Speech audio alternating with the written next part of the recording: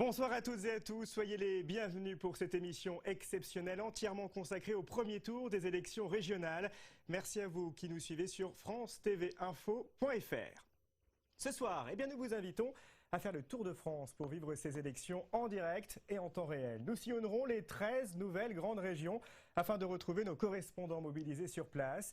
Ils nous donneront les résultats au fur et à mesure de leur officialisation. 13 régions, car cette année, ces élections sont quelque peu particulières et pour cause. Les frontières intérieures du pays ont été revues dans le cadre d'une vaste réforme territoriale. Au 1er janvier, il n'y aura plus 22 régions, mais 13. L'objectif affiché est de simplifier le millefeuille administratif. Une élection particulière dans un contexte politique peu ordinaire. Les attentats meurtriers du 13 novembre à Paris auront sans aucun doute un impact sur ces élections. Alors, la gauche va-t-elle parvenir à maintenir les régions qu'elle détient? Rien n'est moins sûr.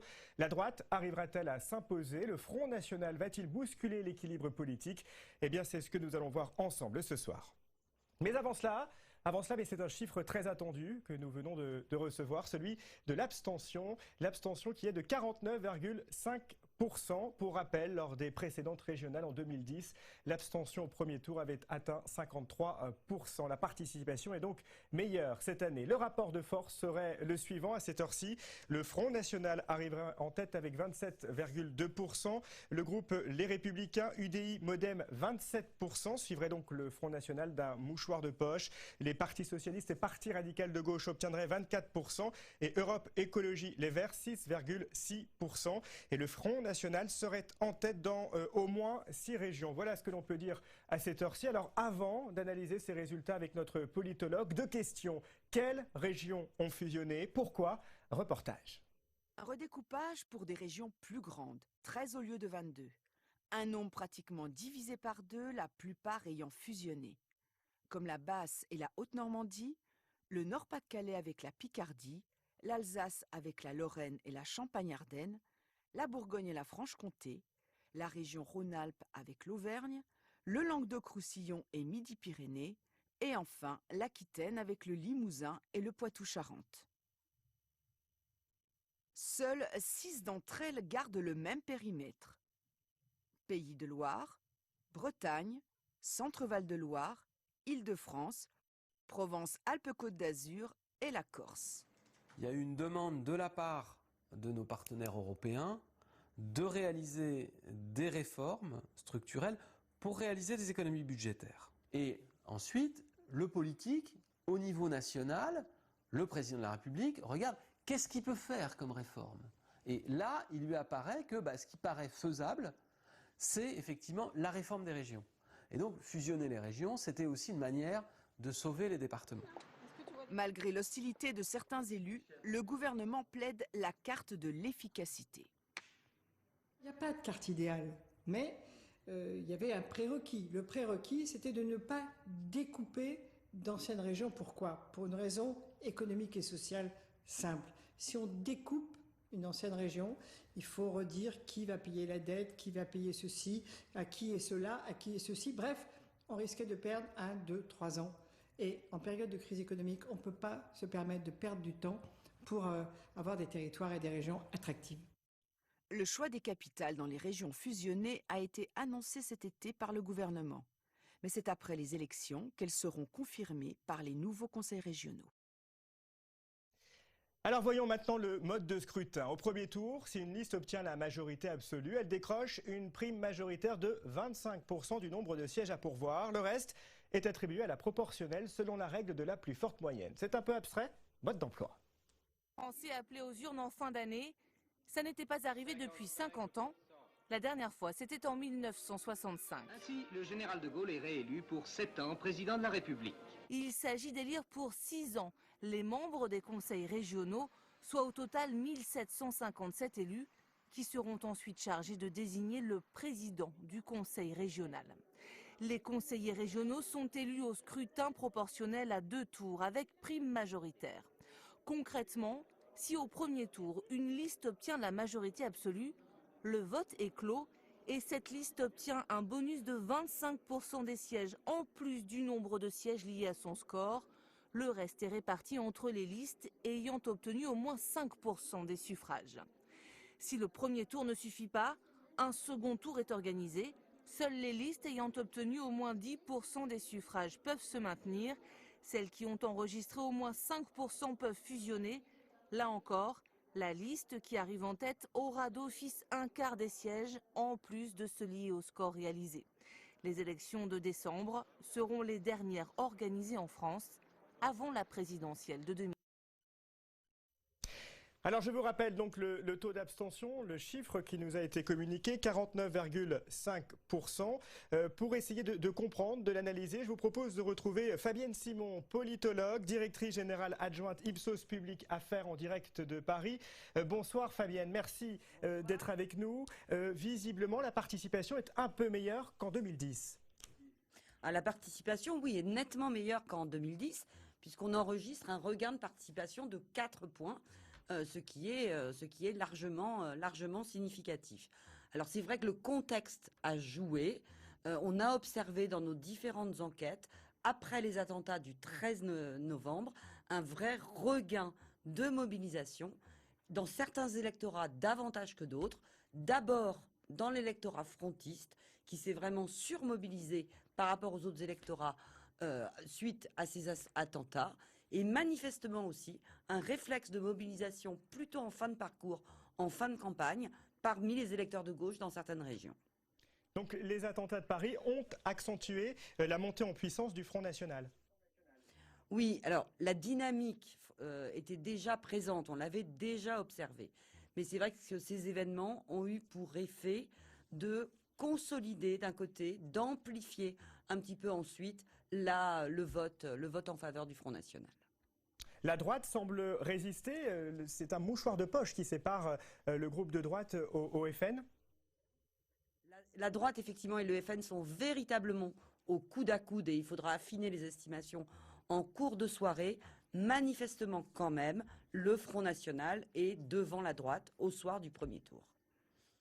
Fabienne Simon, merci beaucoup. On vous retrouve évidemment tout au long de l'émission et on va commencer ensemble ce soir notre tour des grandes régions. Je vous emmène tout de suite dans le sud, en région PACA, Provence, Alpes, Côte d'Azur, la région qui n'est pas concernée par la fusion territoriale, par la réforme. Le Front National vise la victoire ici. La tête de liste est la Benjamine de l'Assemblée nationale, nièce de Marine Le Pen, Marion Maréchal Le Pen.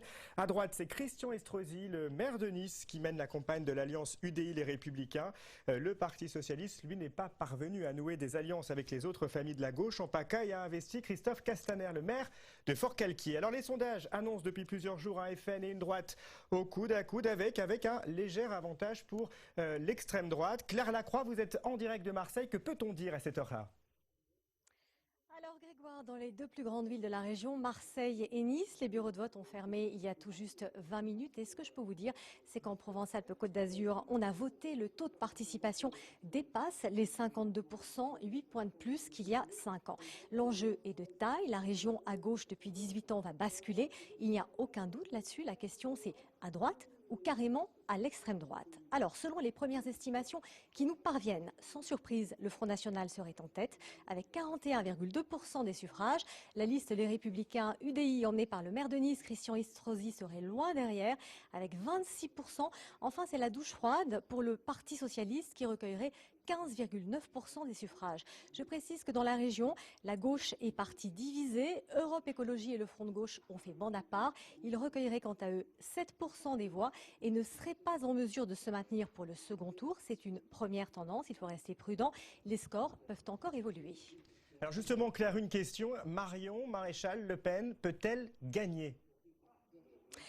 Eh bien Grégoire, c'est tout à fait possible si son score se confirme car pour le second tour, elle dispose en plus d'une réserve de voix, celle de la Ligue du Sud, un parti fondé par Jacques Bompard, le député et maire d'Orange, proche de Jean-Marie Le Pen. Alors ces derniers jours, on a senti Marion Maréchal Le Pen très tendue, elle a la pression, elle veut à tout prix gagner. Ce soir, elle semble avoir la dynamique de son côté. Ce qui pourrait la contrer, c'est une éventuelle fusion des listes droite gauche. En clair, le PS va-t-il se désister pour faire barrage au Front National?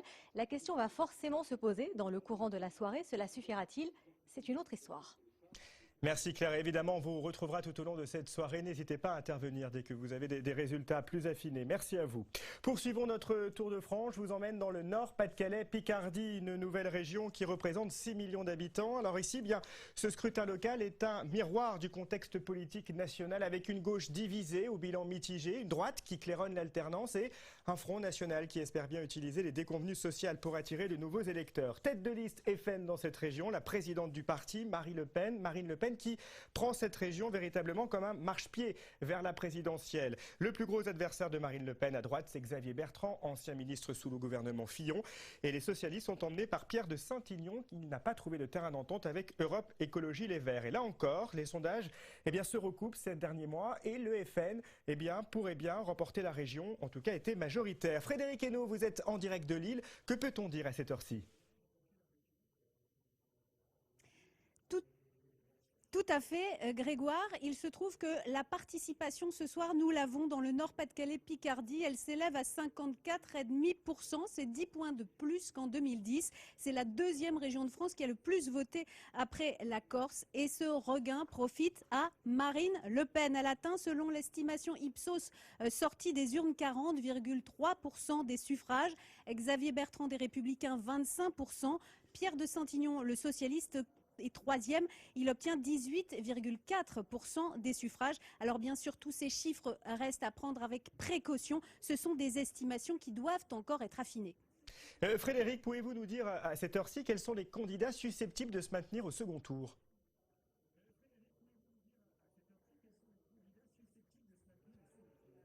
Alors, plusieurs cas de figure vont se présenter. Il y en a 3 à présent. Alors, premièrement, personne ne se retire et on peut le dire, Marine Le Pen est en position de l'emporter. Deuxième solution, un retrait. Mais de qui ? Xavier Bertrand ou Pierre de Saint-Ignon. Alors, Xavier Bertrand vient de s'exprimer et il s'est posé en seul candidat, je cite, capable de rassembler contre Marine Le Pen. Pierre de Saint-Ignon, quant à lui, estime qu'il peut compter sur le réservoir des voix à gauche, puisque la gauche est partie désunie pour ce premier tour. Mais c'est un calcul incertain, car pour pouvoir fusionner, pour que ces listes de gauche, ces petites listes puissent fusionner avec les socialistes, il faut qu'elles atteignent les 5%. Le communiste Fabien Roussel les atteindrait, pas l'écologiste Sandrine Rousseau, qui obtiendrait pour l'instant 84,9% des voix. Alors, Pierre de Saint-Ignon vient de s'exprimer. Il a une formule sibylline. Personne ne peut avoir la prétention d'y aller seul. Nous devons trouver une solution. Cela accréditerait-il la troisième hypothèse, celle d'une fusion des listes de droite et de gauche? Alors, les partis ont toujours dit qu'ils étaient contre jusqu'à présent, mais on sait qu'en coulisses, des tractations ont eu lieu. Évidemment, Marine Le Pen ne manquerait pas de brandir son fameux argument de l'UMPS. Merci Frédéric, on vous retrouvera évidemment ce soir. Je vous emmène cette fois-ci dans une autre région, la région Pays de la Loire. Tout comme sa voisine la Bretagne, les Pays de la Loire ne sont pas concernés par la réforme. Ici, la campagne a une nouvelle fois été rythmée par le débat sur la construction de l'aéroport Notre-Dame-des-Landes. Un aéroport contesté par Europe Écologie Les Verts, mais souhaité par les socialistes. Le PS qui a investi le vice-président du Conseil, Christophe Clergeau. Face à lui, la droite espère bien reprendre ce territoire perdu en 2004 et mise sur Bruno Retailleau, président du groupe Les Républicains au Sénat. Le FN est représenté par Pascal Gana, l'ancien chef de cabinet de Jean-Marie Le Pen. Alors ici, les sondages annonçaient ces derniers jours une avance certaine pour la droite. Cela semble-t-il se confirmer. Éléonore Duplay, vous êtes en direct de Nantes. Bonsoir, bonsoir Grégoire. Ici, dans les Pays de la Loire, la participation est estimée ce soir à 51%.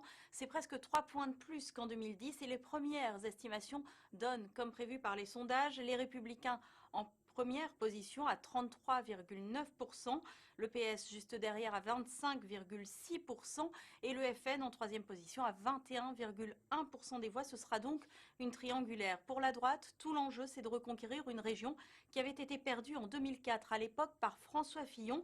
La stratégie fonctionne lors des dernières municipales. Des grandes villes comme Angers, Laval ou La Roche-sur-Yon ont basculé à droite. Le candidat Bruno Retailleau profite évidemment d'un contexte national, mais aussi et surtout des divisions à gauche.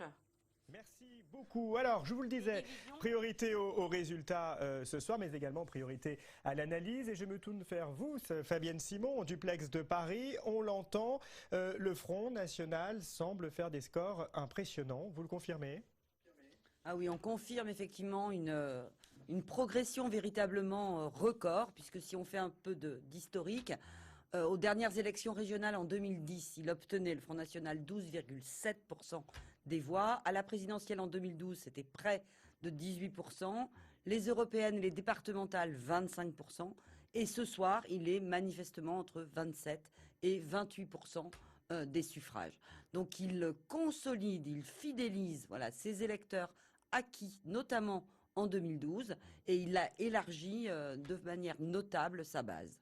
Merci Fabienne et on vous retrouve tout à l'heure pour vos analyses. Nous continuons tout de suite notre tour de France et nous partons en Languedoc-Roussillon, Midi-Pyrénées, une nouvelle région qui rassemble plus de 5 600 000 habitants et qui va regrouper pas moins de 13 départements. C'est un record. Ici, l'histoire se répète après les municipales et les départementales. La gauche est divisée à l'occasion des régionales. Et les socialistes sont toutefois parvenus à un accord avec le Parti radical de gauche via la ministre Sylvia Pinel qui serait désignée vice-présidente du nouveau conseil régional en cas de victoire. De son côté, le maire de Montpellier, le divers gauche Philippe Sorel, a voulu faire cavalier seul pour ce scrutin.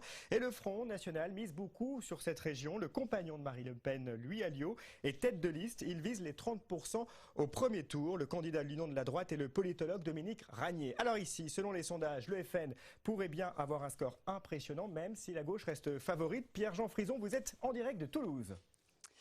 Oui, bonsoir Grégoire, bonsoir à toutes et à tous. Eh bien, comme vous l'aviez pressenti, Grégoire, le Front National fait un score très impressionnant ici en Languedoc-Roussillon et Midi-Pyrénées. Les premières estimations parlent de 30,9% pour Louis Alliot, chef de file du Front National dans cette nouvelle grande région. Il devance assez largement Carole Delga, la candidate socialiste, avec 25,5% des voix. Déception pour Dominique Régnier, les Républicains, avec simplement 18,6% des voix. Il devance Gérard Onesta à 10%, donc Gérard Onesta des Verts, Europe Écologie Les Verts. Et enfin, Philippe Sorel fait 5,3%. Philippe Sorel, c'est le maire de Montpellier, maire socialiste dissident, qui obtient donc 5,1% des voix. Tous les autres candidats, à commencer par Damien Lempereur, font moins de 5%. Alors, l'importance de ce scrutin, on l'a vu, hein, Louis Alliot largement en tête. Aura-t-il un réservoir de voix suffisant pour s'imposer au deuxième tour ? On le saura bien évidemment un peu plus tard dans cette soirée et sans doute dans une semaine. La question aussi, c'est Carole Delga avec simplement 25,5%. Est-ce qu'elle a les moyens de s'imposer au deuxième tour comme le prédisaient les syndicats ? Les sondages, pardon. Pierre-Jean, et alors justement, le score des écologistes pourrait peser du coup au second tour. Oui, alors Gérard Onesta est un habitué des premiers tours dissidents. Hein. Lors des précédentes régionales, c'était déjà le cas.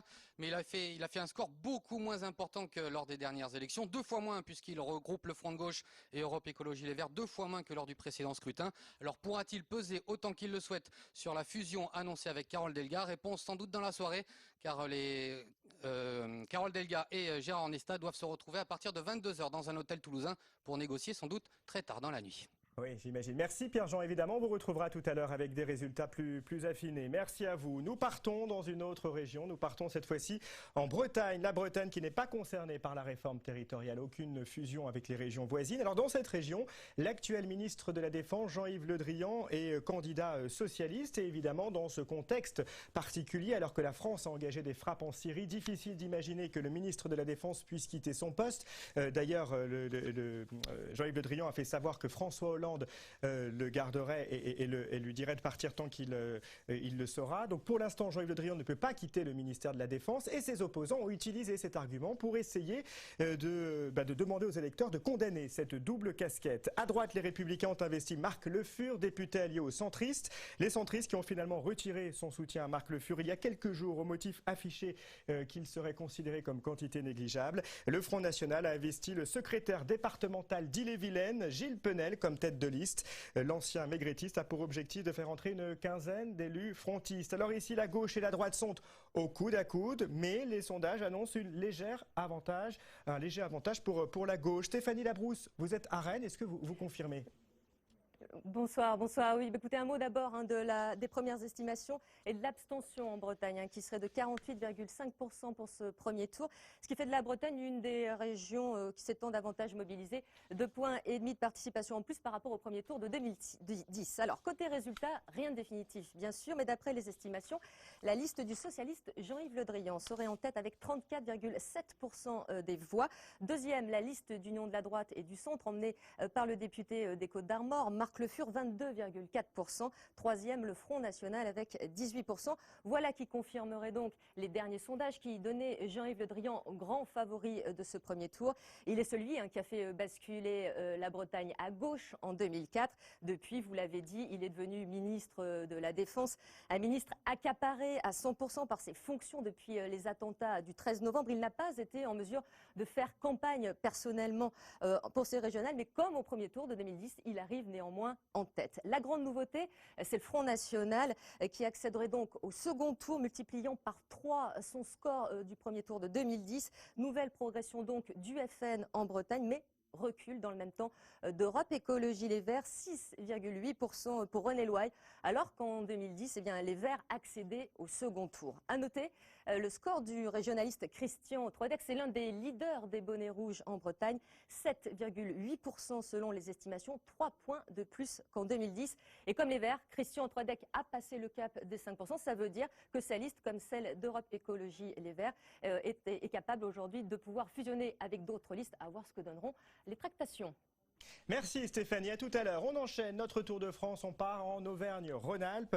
La fusion entre ces deux régions donne la deuxième région plus importante de France. Le président sortant, le socialiste Jean-Jacques Kerane, brille un troisième mandat. Il affronte un poids lourd de la politique à droite, Laurent Wauquiez, secrétaire général des Républicains et ancien ministre. Et le Front National a désigné Christophe Boudot. Alors, d'après les dernières informations, la droite et la gauche seraient au coude à coude, mais les sondages avaient noté une percée du Front National ces derniers jours. Qu'en est-il, Émilie Rousseau? Vous êtes en direct de Lyon.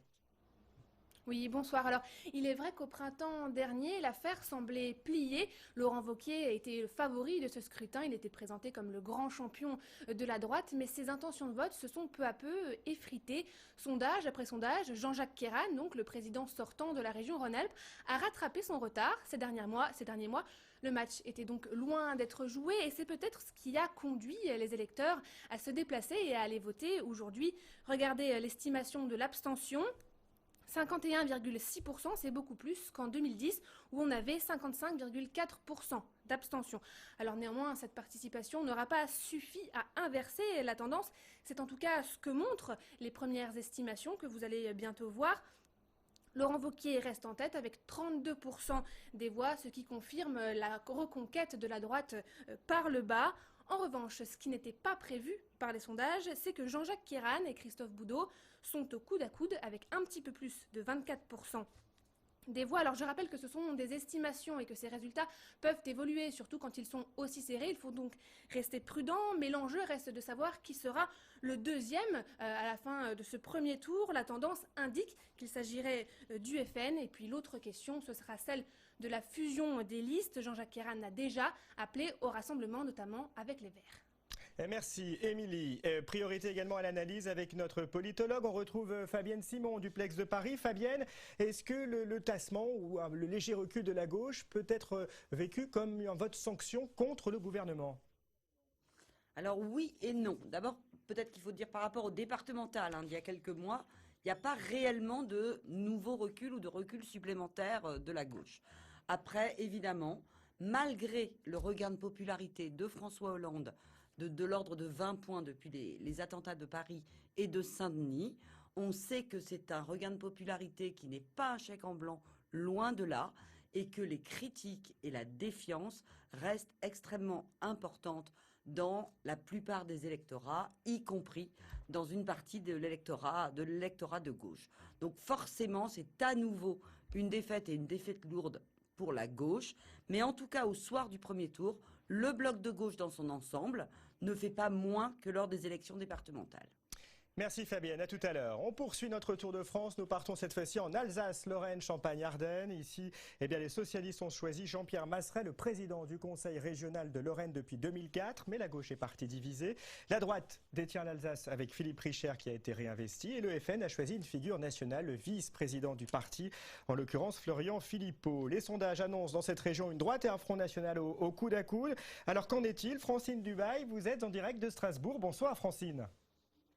Bonsoir Grégoire. Alors tout d'abord, on a pulvérisé des records, on a pu le voir à l'écran, un record d'abstention, pratiquement 52% d'abstention selon une estimation Ipsos. Dans certains départements, on a frôlé vraiment des scores très importants, 64% d'abstention par exemple dans les Ardennes. Il faut dire que en Champagne-Ardenne, il n'y avait évidemment sur les 9 têtes de liste sortantes, il n'y avait aucun champardonnais. Et là, un autre record, celui du Front National, puisque le Front National est ce soir largement en tête ici au premier tour avec près de 35% des suffrages. C'est ce que révèle une première estimation Ipsos, Soprasteria, une estimation qui est réalisée sur une quarantaine de bureaux de vote test. Florian Philippot, le numéro 2 du Front National, tête de liste, serait donc largement en tête avec 9 points d'avance sur Philippe Richer, le président sortant d'Alsace, chef de file des Républicains qui rassemble, vous le savez, derrière lui le MoDem et l'UDI. Il totaliserait lui, 26% des suffrages. Le socialiste Jean-Pierre Masseret, président sortant de la Lorraine, arriverait en 3e position avec à peine 17%. Alors évidemment, c'est une estimation sur la base des premiers résultats, mais ça veut dire qu'il y a une marge d'erreur, bien sûr, mais ça donne une bonne tendance. Il faut dire qu'ici, le Front National s'enracine, scrutin après scrutin. Florian Philippot profite de son envergure nationale. Voilà 4 fois qu'il se présente au suffrage dans l'Est de la France et à chaque fois, il a gagné du terrain. Ce soir, il faut savoir qu'à Forbach, par exemple, là où il est conseiller municipal, eh bien, il totalise 45% des suffrages. Dans certains départements, on note 38% pour le Front National, par exemple, dans les Vosges, en Haute-Marne, 43% pour Florian Philippot. Et ce soir, on apprend que Jean-Pierre Masseret, la tête de liste socialiste, annonce qu'il n'y aura ni fusion, ni retrait. Donc, on s'achemine vers une triangulaire pour ce second tour. Merci Francine. Évidemment, on vous retrouve tout à l'heure avec des résultats un peu plus affinés. Allez, faisons un détour. Je vous emmène cette fois-ci par la région Île-de-France où Claude Barthelone, le président de l'Assemblée nationale, est candidat. Son principal adversaire à droite est Valérie Pécresse, ancienne ministre de budget sous le gouvernement Fillon. Elle a scellé une union avec l'UDI Chantal Joanneau pour former une liste commune et le Front National a investi Vallerand de Saint-Just. Selon les derniers sondages, l'avantage serait à la droite, mais le score du FN s'annonçait assez important. L'occasion de faire un point avec vous, Emmanuel Tixier, en direct de Paris. Oui, bonsoir Grégoire. Alors pas de résultat, vous vous en doutez, en Ile-de-France. Les bureaux de vote ferment très tard, 20h pour 7 des 8 départements. Mais une estimation de notre partenaire Soprasteria qui concerne la participation, 45,7%.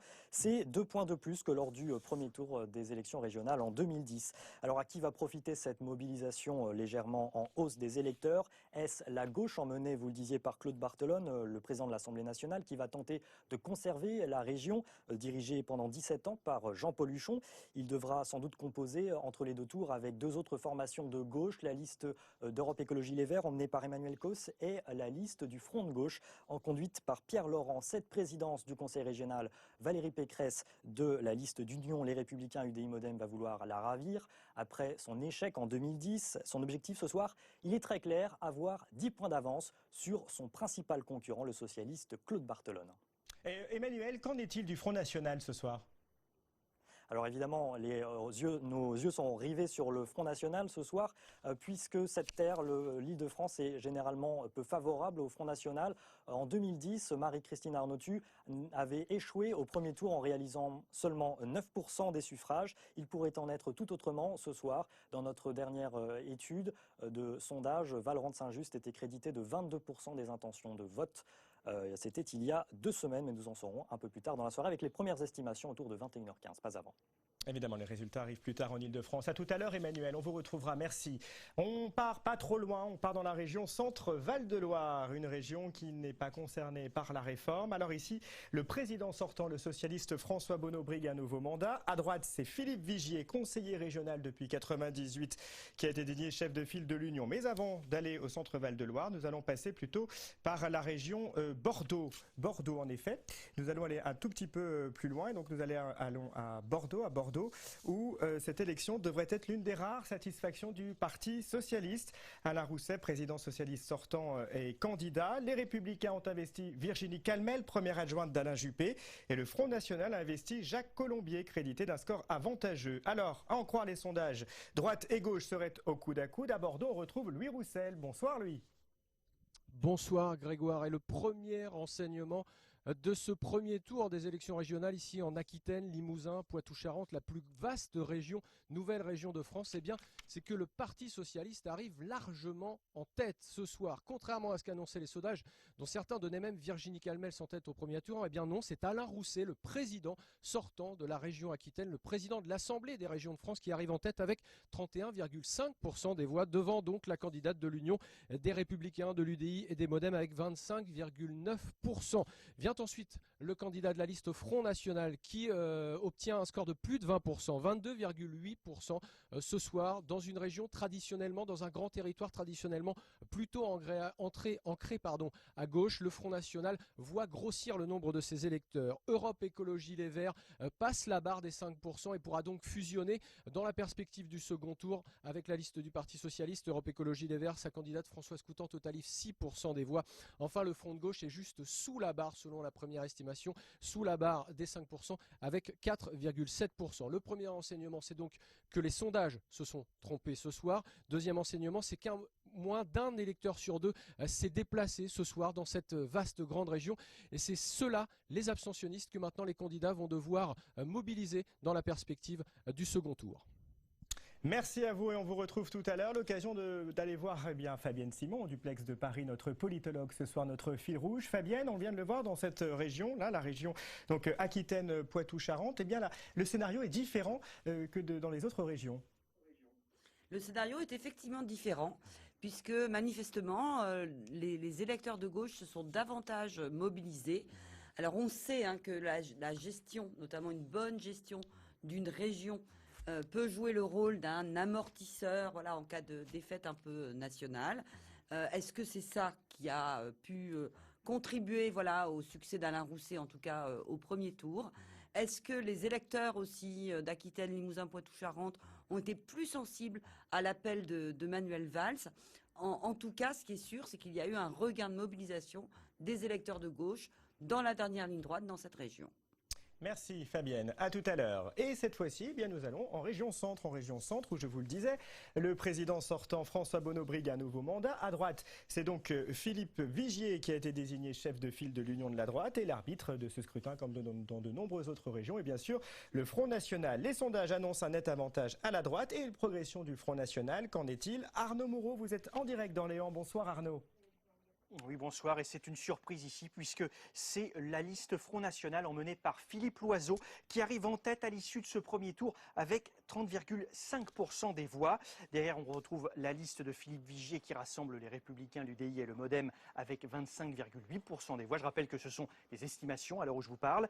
Suivi ensuite cette liste de droite de celle de gauche, celle PS-PRG, emmenée par François Bonneau, le candidat sortant, qui recueille 24,5% des voix.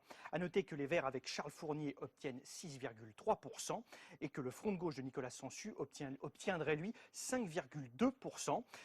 Alors, qui est Philippe Loiseau? C'est un député européen originaire d'Eure-et-Loire, âgé de 57 ans. Il triple son score de 2010 où il avait obtenu 11,2% des voix au premier tour. Alors, à noter qu'à l'époque, il y avait un candidat dissident FN dans la région. Il s'agissait du Tourangeau Jean Verdon. Il avait lui obtenu près de 3% des voix. Ce qui voudrait dire que le Front National, l'extrême droite plus généralement, a doublé son score en 5 ans, passant d'à peu près 15% à 30,5% au premier tour. Alors, la droite voulait faire de la région centre un exemple de rassemblement avec une candidature commune UDI les Républicains, avec la tête de liste Philippe Vigier. Elle voulait dominer largement le PS. Eh bien, c'est un peu mitigé aujourd'hui, tout en sachant que Philippe Vigier a reçu la visite de 2 présidentiables dans cette dernière ligne droite. Nicolas Sarkozy et Alain Juppé sont venus en meeting dans la région, mais ça n'a pas suffi pour Philippe Vigier pour qu'il prenne vraiment la tête de ce premier tour devant François Bonneau. Et donc la soirée s'annonce longue en tractation ici en région centre. Merci Arnaud, on reviendra vous voir dans quelques heures. Allez, on continue notre tour de France. Partons en Bourgogne-Franche-Comté. Suivez-moi, ici le président de Bourgogne, François Patriat, a laissé sa place à son homologue de Franche-Comté, Marie-Guide Dufay. François Sauvadet, président du conseil départemental de la Côte d'Or, conduit la liste de la droite et du centre. Et le Front National compte bien semer le désordre électoral. La probable triangulaire s'annonçait très serrée. Éric Sicot, vous êtes en direct de Dijon. Que peut-on dire à cette heure-ci ? Bonsoir Grégoire. Eh bien oui, en Bourgogne-Franche-Comté, les électeurs ont un petit peu plus voté qu'au plan national, 51% de participation selon notre estimation Ipsos. Avec quelques nuances, selon les premiers chiffres, on a plus voté en Bourgogne qu'en Franche-Comté. La Franche-Comté qui a une identité plus forte depuis de longues années par rapport à sa voisine, et elle vit assez mal cette fusion qu'elle assimile comme une annexion. Alors quoi qu'il en soit, en Bourgogne-Franche-Comté, vous l'avez dit, la bataille s'annonçait serrée selon les derniers sondages, et elle l'est effectivement d'après notre première estimation. Depuis les attentats du 13 novembre, le FN ne cessait de grimper dans les sondages, et la poussée est bien là. La liste de Sophie Montel est largement en tête ce soir avec 32,1%. Les listes de droite et du PS sont au coude à coude. François Sauvadet est à 23,5%, Marie-Guide Dufay est à 22,8%. Pour l'instant, une seule autre liste serait en mesure de fusionner, celle de Debout la France de Maxime Thiebaud qui atteindrait tout juste la barre des 5%. Le Front de gauche, emmené par Nathalie Vermorel, serait à 4,7%, très proche de cette barre des 5%. La liste Europe Écologie Les Verts de 4%, le Modem 3,4%, AI à 2,2% et l'UPR à 0,9%. À cette heure-ci donc, compte tenu des réserves de voix des uns et des autres, François Sauvadet et sa liste LR-UDI seraient en assez mauvaise posture et le match du deuxième tour pourrait bien avoir lieu entre les 2 femmes tête de liste franc-comtoise, Sophie Montel pour le FN et Marie-Guide Dufay pour le PS. La victoire devrait se jouer à 1 ou 2 points. Merci Eric, et bien sûr nous reviendrons vous voir pour connaître le résultat de ce duel. Place à l'analyse avec Fabienne Simon, toujours en duplex de Paris, notre politologue ce soir. Fabienne, est-ce que le Front National devient plus que jamais avec ces élections la troisième force politique du pays ? Oui, je crois vraiment qu'on peut parler ce soir d'un tripartisme, puisqu'on a 3 blocs finalement assez proches. Un Front National autour de 27-28, un bloc de gauche plus important autour de 37%, mais désunis, en tout cas qui est parti au premier tour en se présentant sous la forme d'une variété de listes. Donc 24% pour le Parti socialiste, mais 14% de voix qui sont partis sur d'autres listes de gauche. Donc toute la question, c'est celle des transferts de voix au second tour. Est-ce que la gauche parviendra effectivement à se réunir autour de listes communes? Et puis enfin un bloc de droite autour de 33%. Et c'est vrai que la droite arrive souvent en première ou en deuxième position ce soir dans les régions, mais il va falloir vraiment faire travailler les calculettes parce qu'elle dispose de peu de réservoirs de voix. Merci Fabienne, à tout à l'heure évidemment pour d'autres analyses. Allez, 12e région que nous allons visiter, la Normandie. À droite, Hervé Morin, ancien ministre de la Défense sous le gouvernement Fillon, rassemble les Républicains, l'UDI, le Modem et même les Chasseurs. La gauche est divisée, le Parti Socialiste avec Nicolas Maillère-Rossignol a scellé un accord avec le Parti Radical de gauche. Le Front National a investi un 100% mariniste adepte de la dédiabolisation du parti Nicolas Bay. Il a participé activement à l'éviction de Jean-Marie Le Pen. Alors ici, selon les derniers sondages, le FN fait une poussée dans la région et le parti serait au coude à coude avec la droite. Alexandra Huctin, vous êtes en direct de Caen ce soir. Oui, bonsoir Grégoire. Vous savez, on ne peut pas dire que la participation ce soir en Normandie reste à la hauteur des enjeux qui restent quand même historiques pour la région. Car en dehors de toute considération politique, il faut bien se dire que la réunification de la Haute et la Basse Normandie, c'est 2 régions qui vivent séparées depuis 3 générations. Et cette abstention, estimée donc ce soir à 49,20%, veut dire finalement que seulement un Normand sur 2 est allé voter pour ce premier tour. Alors, dans l'isoloir, les électeurs avaient le choix entre 9 listes aujourd'hui, 4 de droite et 5 de gauche. Et c'est donc selon les premières estimations d'Ipsos à la sortie des urnes, le centriste Hervé Morin, qui emmenait avec lui les Républicains et le MoDem, qui arrive en tête de ce premier tour avec 28,8% des voix, suivi à moins de 2 points par le candidat frontiste qui ne cesse de monter en Normandie, Nicolas B, 27,2%. Le candidat socialiste, président sortant de la Haute-Normandie, recueille lui 23,3%. À noter pour la gauche qui partait divisée dans ce premier tour, le score du Front de gauche est celui plus élevé qu'annoncé des écologistes. Les deux entameront ce soir des discussions avec le Parti socialiste pour fusionner et garder donc des élus dans la prochaine assemblée. C'est donc la triangulaire annoncée par tous les sondages qui se profilent pour le second tour en Normandie, une triangulaire où chaque point vraisemblablement compteront la semaine prochaine. Merci Alexandra, à tout à l'heure. Une élection qui se joue également sur Internet. Vous êtes très nombreux à les commenter avec sévérité parfois et beaucoup d'humour souvent. L'abstention vous a fait réagir. Christelle Japper scrute pour vous les tweets et les résume. C'est la revue du web.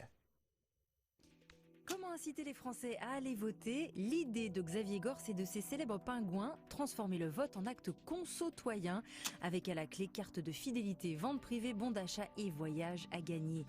Autre mesure incitative de Christophe qui en profite pour faire un clin d'œil à la COP21, allez voter et gagner votre poids en diesel. Un peu dans la même veine, je vais faire mes courses et je vote. La préfecture du Morbihan a décliné une campagne autour de nos petites habitudes du dimanche. Vous allez acheter la baguette ou promener Yuki le chien, allez hop, un petit détour par le bureau de vote.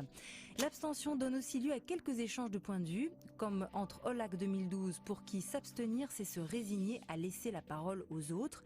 Réponse de Pat Anarchiste, au contraire, le refus de brader sa parole est l'argument number one pour l'abstention.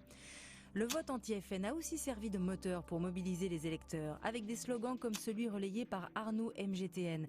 Pour toi, l'abstention, pour elle, l'ascension. Certains comme You Can't See Me rappellent que voter librement est un privilège qu'il faut préserver. Le jour où voter ne sera plus un droit, nous regretterons l'époque où c'était un devoir.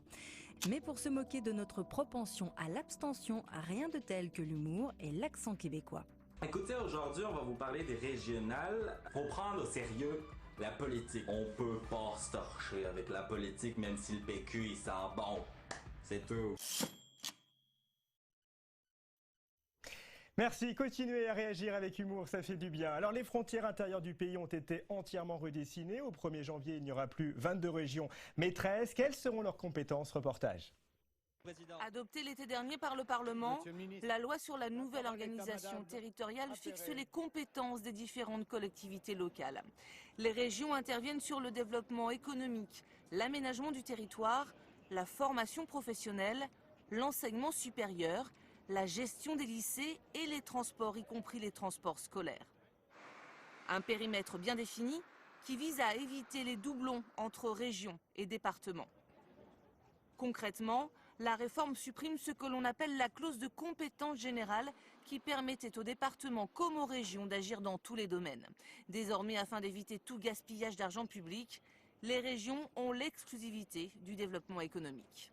Ça veut dire qu'elles font des aides directes aux entreprises pour les booster, pour les doper, pour les rendre plus performantes. Après, elles décident elles-mêmes des critères des aides aux entreprises, c'est quelque chose d'important. Et puis, il y a l'investissement dans des nouvelles filières économiques. Par exemple, il y a des régions qui ont pu essayer de développer la voiture électrique ou d'autres qui ont essayé de développer le réseau 4G pour faciliter la vie économique. Enfin, la réforme officialise également l'entrée en vigueur du Grand Paris à compter du 1er janvier 2016. 124 communes de la Petite Couronne et Paris seront regroupées.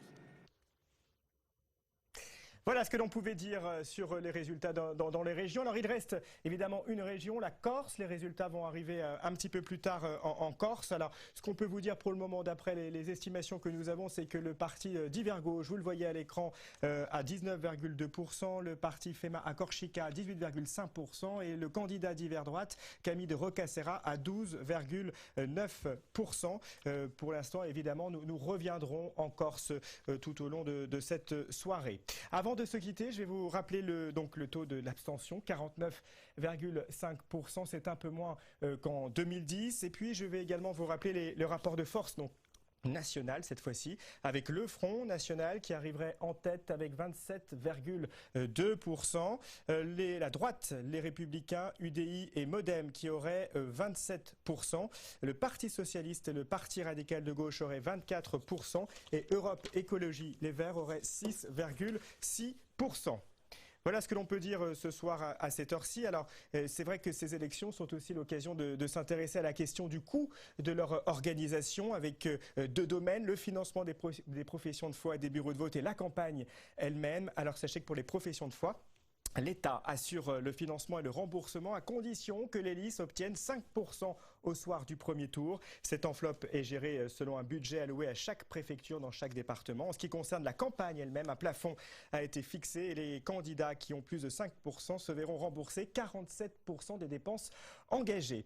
Merci beaucoup de votre attention. N'oubliez pas que vous pouvez retrouver l'intégralité de ces résultats et de ces analyses sur internet france-tv-info.fr. La rédaction web de France Télévisions est mobilisée ce soir pour vous faire vivre ces élections en temps réel et en direct. Je vous donne rendez-vous à 21h15 pour la deuxième partie avec des résultats plus affinés, plus précis. Merci à vous, merci pour votre fidélité. Place tout de suite à la rédaction nationale. Merci beaucoup. À 21h15, je compte sur vous.